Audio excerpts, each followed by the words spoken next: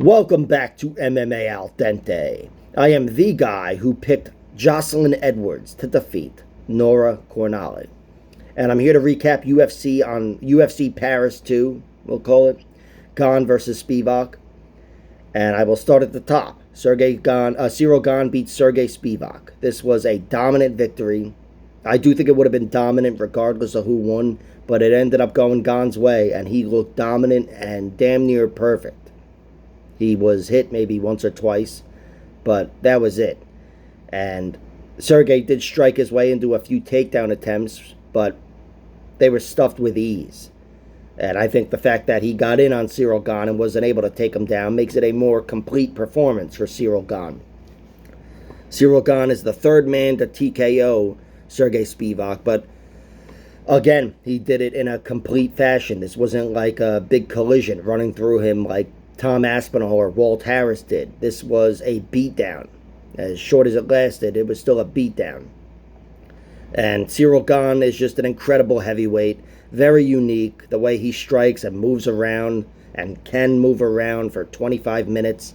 He presents problems for every heavyweight. You know, he's a very unique fighter. And here, he just had Sergey Spivak overmatched on the feet. Once he stuffed those takedowns, the fight was over, in my opinion. But he put a real beating on him. Mixing up a diverse attack, which Ciryl Gane has from the outside, head, body, leg, mix and match, and just beat the shit out of him. Great win for Ciryl Gane. He reminds everybody that he is one of the best heavyweights in the world. Again, I know that Jon Jones loss, it was such a shitty loss. It's going to take a few more to erase that memory. But still, I think the ceiling for Ciryl Gane is champion, defending champion for a long fucking time. He's a very, very good heavyweight.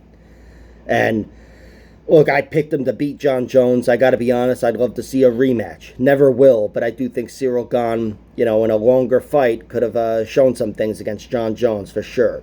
But that time has passed. Again, I don't think they'll ever meet up again, so it is what it is. And he was, Jones exposed some limitations of his on the ground. But Ciryl Gane, he is, again, altogether, aside from Jon Jones, I'd say he's the best heavyweight in the world. And this was, again, a great reminder of that. Sergey Spivak, he's had a lot of success lately, ragdoll and some good fighters, but now he faced a great one. And Ciryl Gane went through him like a knife through butter, pretty much. So, great win for Ciryl Gane. And for Sergey Spivak, this is a forgivable loss because of how great I think Gane is. But still, it's now 3 out of 4 of his losses are via TKO. It just seems like that's where the majority of his losses in the future will be, too. He's a vulnerable guy, and this was another major strike against his durability, despite it being to Ciryl Gane, a fucking 260-pound welterweight. So, whatever. It is what it is, but for Ciryl Gane, great fucking victory.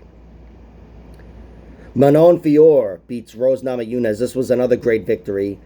I do think Manon, I thought she won all 3 rounds. Rose was coming on in round 3, and she was in that whole fight, Rose Namajunas. This wasn't dominance. I actually thought the first round was pretty close. Rose was doing well, striking on the outside. Even in the middle part of round 1, I thought she was winning the jousting battle. But Manon Fiorot is too big and too strong, was able to bully Rose around, stuff takedowns and bully her around a little bit in the clinch. And on the outside, her strikes were just too powerful. And Manon, much like Ciryl Gane, she moves around very well and has a good diverse striking attack. Overall, it was too much for Rose. And when Rose did try to switch things up, she was at a disadvantage in the physicality realm. And that's what, got her... that's what limited her in this fight. Not as many options there in the clinch and wherever else. And Manon Fiorot, she's perfect in the UFC.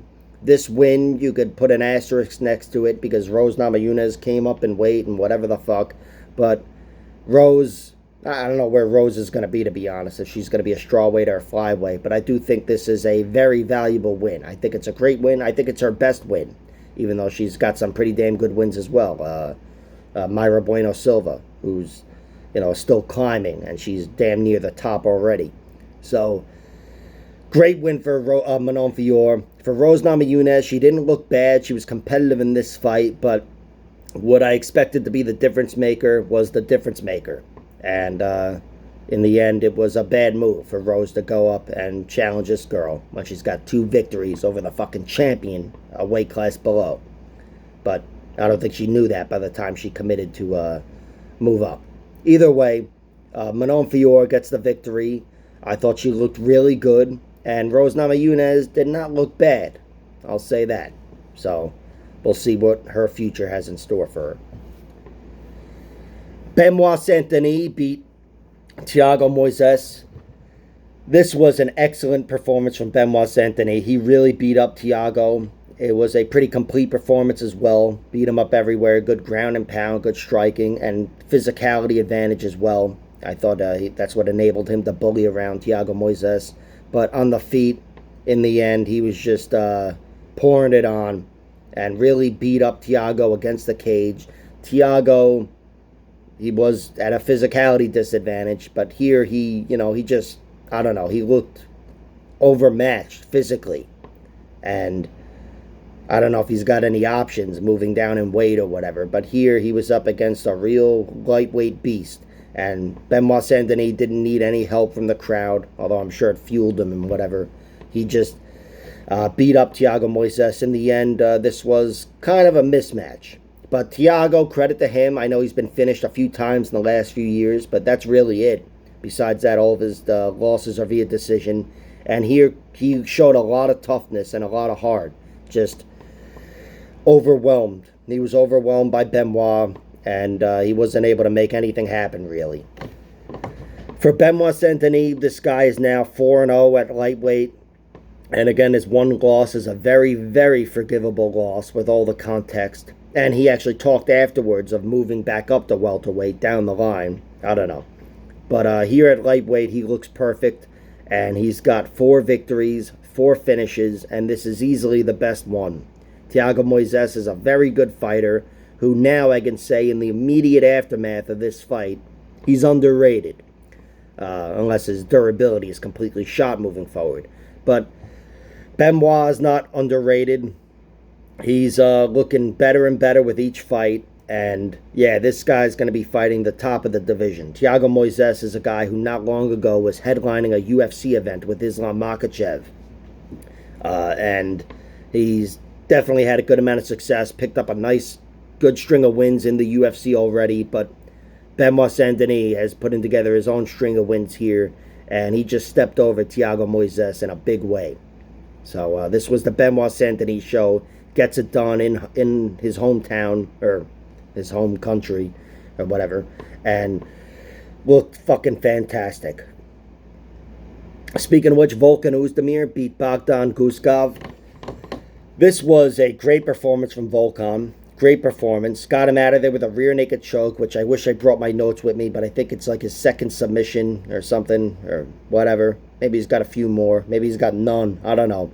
But Volkan, he's definitely not known as a submission artist. And here, he fought a guy who was limited, and he looked like the complete mixed martial artist, Volkan Oezdimar. He hurt Bogdan on the feet. And I think he also did, it might have been a left hook, might have been a jab, like Bogdan was hurt with and knocked out with in his one loss. But regardless, once they hit the mat, Volkan was too much for him, just overwhelmed him and strangled him in a matter of seconds. Excellent win for Volkan Oezdimar. The guy is still relatively young, forget what it is, 33 or so, whatever. But this was just a reminder that he is... he was at one point the top light heavyweight challenger, and he's a guy who's been fighting at or near the top for a long time, and he should have won this matchup on that alone. And in the end, that's what it looked like. And congrats to you if you hit Volkan Oezdimar by submission in round 1. That would have been plus 3,300. Fucking sometimes just that's how these fights go down. One guy is just much more complete, and a submission was not out of the realm of possibility in this one. I figured he would have gotten it done with a TKO, but Volkan decided to flex his submission skills a little bit. Great fucking victory. Speaking of which, William Gomis gets Ghemmouri out of there. Well, he beat him anyway. I thought he was on his way to winning a decision, but he ended up getting the round 3 TKO with a body shot. Look, this was pretty close enough to the balls, and as I've said, I feel like at some point recently, I give a lot more slack to nut shots than I feel like most refs do, or even fans or whatever. And here, I do think that hit him, close enough to the balls where it was a low blow. But it was close enough to the body where the ref thought it was legit, so it is what it is. But still, shitty way for Ghemmouri to make his debut. And for William Gomis, I thought he was on his way to winning anyway. Really good job striking at range. Much better movement, much more agility. And he was definitely winning that fight.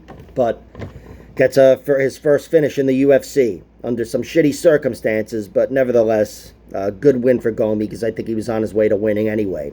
But I'll say this. If fighting had no rules, and there were just, it was anything goes, you would see nut shots more than you would see head shots. There's the term headhunter, guys hunting the head, because everybody wants that knockout, hitting the button, as they say. Well, the button would be the ball sack or the dick if there were no rules. It would be the number one target. Head shots would become like body shots, these secondary knockouts, which are thrilling. But it would just all be about nut shots. You'd see me breaking down videos going, this guy's got weak balls. Just weak balls. And they're getting more fragile as his career goes on. And this guy, Chris Lytle, he's got balls of steel. I'm telling you. A solid set of balls on this guy. So, it's the kill shot. And every now and then, one gets by one of these refs. And I think that was the case here. Again, not trying to make excuses for Ghemmouri. I picked William Gomis. And I picked him to win by decision, but I did throw a sprinkle on round 3, so it worked out for me anyway. But I thought it shouldn't have been stopped because, again, it was close enough to the balls or the dick or whatever. Where I think even hitting like the top of the cup can kind of rattle everything and whatever. So, good win for him anyway, because I think he was on his way to winning.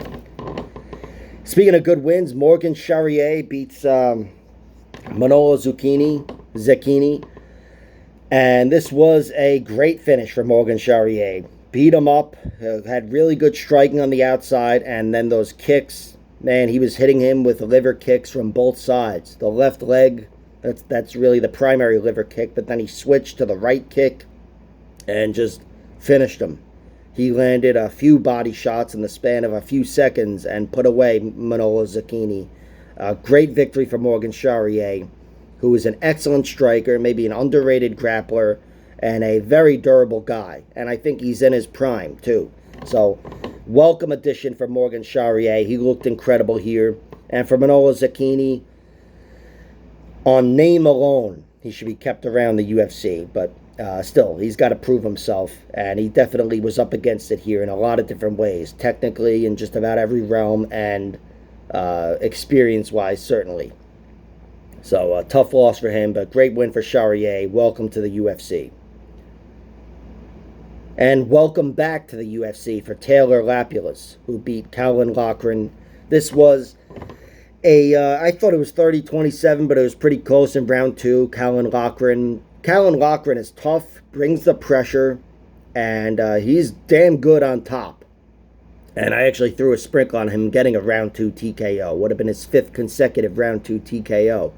But he wasn't able to dominate once he had top position over Taylor Lapilus. And Taylor on the outside was just much quicker and just overall better. Loughran has a tight stance, he's got really good boxing. That's his primary discipline. Throws good hands, but he's too slow and too plodding, and a guy like Taylor is not. And Taylor, he's a much more seasoned fighter, used to fighting at a higher level, and he pulled ahead here in this one. Looked really damn good and made a good return to the UFC. And for Calvin Loughran, this guy, he makes it exciting. Guy talks a lot of shit. I was listening to an interview with him where he was saying, like, I don't want to talk shit. I'm not one of these guys who wants to talk shit. And it was like 2 minutes later, he's like, yeah, Bilal Muhammad's fucking boring. And he starts like spitting fire. The guy definitely has a touch of Connor in him, even if he wants to pretend he doesn't. And I think a win here would have been cool for him, but he was up against it in a lot of different ways, and I'm sure we'll see him back. But this was a bad matchup. And credit to him, by the way, Giannis Ghemmouri and William Gomis, they both took these fights, all of them took these fights on 3 days' notice. So, didn't really have time to prepare. But, yeah, Taylor belonged in the UFC ever since he was in the UFC. Had to leave for 7 years, but he's back in his prime, and I can't wait to see him fight again. And Loosa, or who I call Loosa, beat up Rhys McKee. This was an excellent performance. Dominant victory for Ange, kinda. Rhys McKee was hanging tough in there. But Ange was too much for him. On the feet, I still think Ange was a little too much for him, but Rhys McKee, once he got past that initial onslaught, he was very much in the stand-up fight. But I still thought he was outgunned in general. And wrestling-wise, he was seriously outgunned. That guy, Loosa, is a very good wrestler. I don't even know if he's a wrestler by trade, but in MMA, his wrestling is there. It's on point. He's got an excellent takedown, backed up by excellent athleticism. And as they were pointing out in the commentary, Loosa is very, very fucking tough, where if you hurt him, he's probably not going to get out of there. And in round 3, he's going to have cardio and grit waiting there for you, which he didn't really in this fight, but he didn't need to. Loosa looked really, really good and racked up enough points on Rhys McKee where it was a lock, by the midway through the fight. If he doesn't get finished, he's winning this fight, and he won it. Great win for Loosa, and Rhys McKee. He showed toughness, a lot of toughness, just like he did a few years ago against Alex Morono, his last UFC fight. But, yeah, he's a guy that I do think could benefit from fighting a little more long and tall, being more of a jouster. And it seemed like he made an effort here, threw more jabs than I remember seeing him throw in all of my footage that I watched of him. But he was just up against it here. Loosa is a guy that can close the distance very quickly, and even with a guy that's got, fucking 6 inches on him. On athleticism alone, Loosa can beat you to the punch. And certainly beat you to the takedown. So, great win for Loosa. And for Rhys McKee, welcome back. Showed a lot of toughness. But, yeah, he's got to change things up moving forward. Nora Cornolle beat Jocelyn Edwards. This was a very, very close fight. I thought in general this was ground control versus striking, so to speak, or clinch striking. I thought Jocelyn Edwards did very well. I certainly thought she could have won this fight on control alone, and she had a lot of control in each round. Good set of diverse takedowns, even if most of them were head and arm throws. She still hit plenty of other takedowns against the cage, center of the octagon, trips, whatever. But regardless, she was not able to dominate really with the control. She had a lot of control, but nothing too great came of it. She had one deep rear naked choke attempt, and I don't know how deep it was, but that was a good bit of control she had a little deeper into the fight. But in general, she was neutralizing Nora Cornolle. And Cornolle and all those little in-betweens, she was doing more damage. I thought the outside striking was kind of even, to be honest. It was pretty close, and there wasn't that much that I even remember. But I thought in the clinch, the Muay Thai came alive for Nora, and she was beating up Jocelyn Edwards, before getting taken down multiple times. And she also reversed Jocelyn Edwards at one point. I don't want to discount that or dismiss that. That was effective. And I have to rewatch the fight to see if that swayed anybody in a round or whatever. But I know all 3 rounds are pretty close. And could have gone either way. I thought Jocelyn Edwards got the edge, but easily could have gone the other way, and it did. And Nora Cornolle won that fight by damage, just making every moment count in which she could hurt Jocelyn Edwards. Whereas Jocelyn Edwards, she was working the other way, again going for ground control, but she had little success with that control. So she could have used a little more work on the ground there, I think. Would have solidified the victory for her.